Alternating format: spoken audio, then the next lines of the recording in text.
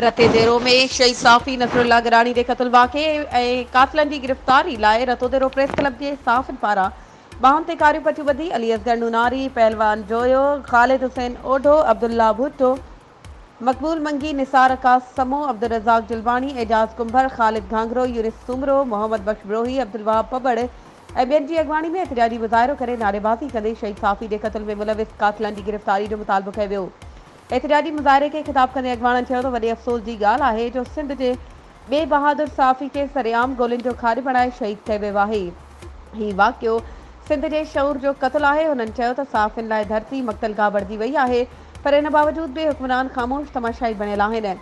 शहीद जान मोहम्मद महर ऐं शहीद नसरुल्ला गिरानी जे क़त्ल वाक़िअनि खे असां गहरी साज़िश सम्झूं था। असीं मुतालबो था करियूं त शहीद साफ़ी जे क़त्ल में मुलविस कातिलनि खे वाइको करे संदन वारसनि खां इंसाफ़ कयो वञे।